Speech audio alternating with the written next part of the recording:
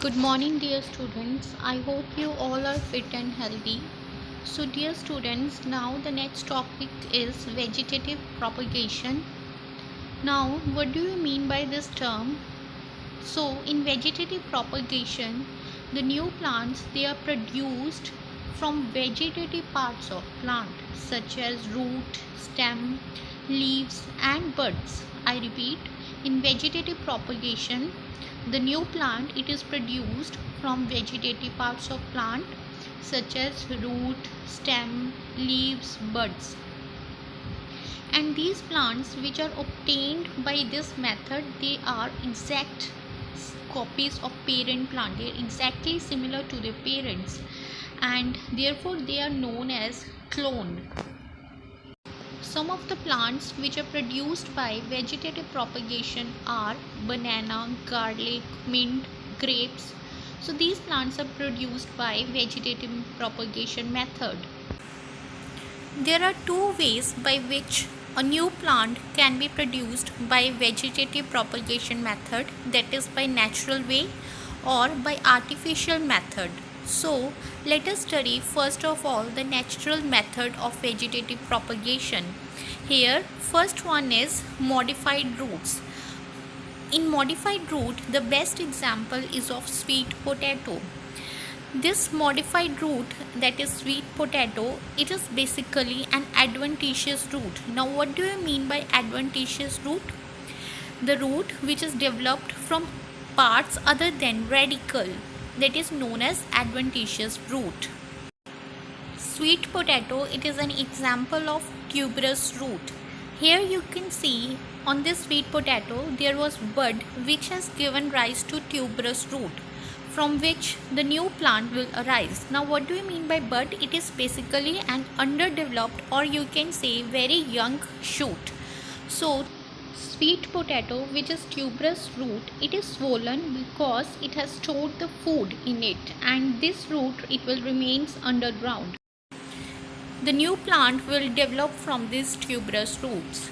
So this is about the modified root. Here example which we have taken is of sweet potato and this is the tuberous root. Next we study here the modified stem. The first one is in modified stem. First is tuber. What do you mean by tuber? Potato is an example of underground stem tuber. Now what do you mean by underground stem?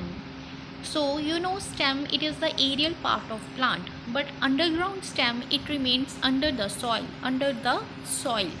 So these stems they are not green in color, and so here we will study that potato it is an underground stem tuber.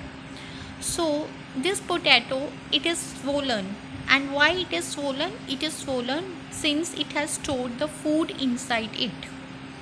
Now if you see carefully in this picture, there are small pits on the potato. These pits are known as eyes.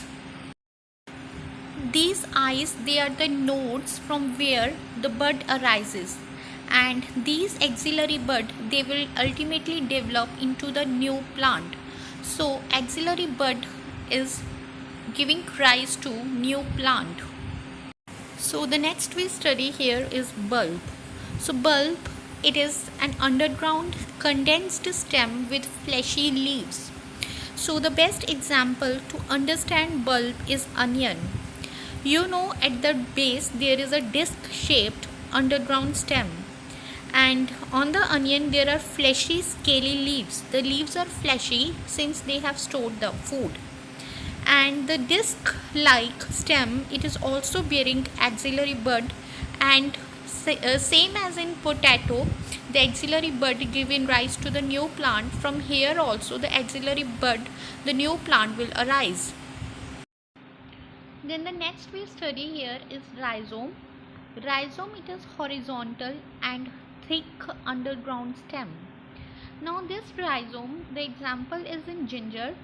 So if you see the ginger it is swollen.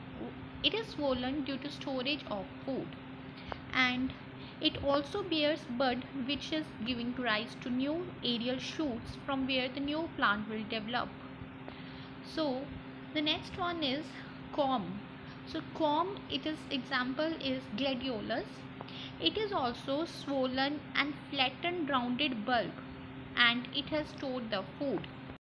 The comb, it is more or less a condensed form of rhizome, and it is short, it is fleshy underground stem, but it is growing in vertical direction. The example is gladiolus. Then the next topic is propagation by subaerial stem. So subaerial stem means here a part of stem it lives underground, whereas remaining part of stem is aerial, and such plants also bear adventitious roots and aerial branches at node. So the best example for this subaerial stem is chrysanthemum, oxalis, and strawberry and grass. So these are the plants which has developed by subaerial stem. So today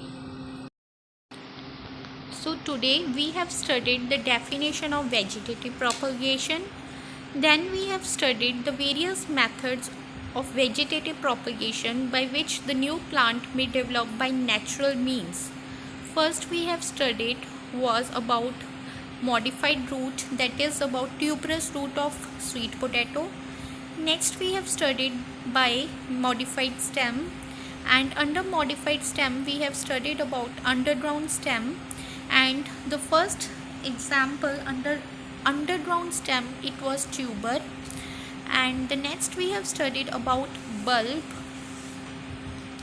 After that we have studied about rhizome, comb, and at the end we have studied about the vegetative propagation by subaerial stem. So this is all for today. Take care everyone.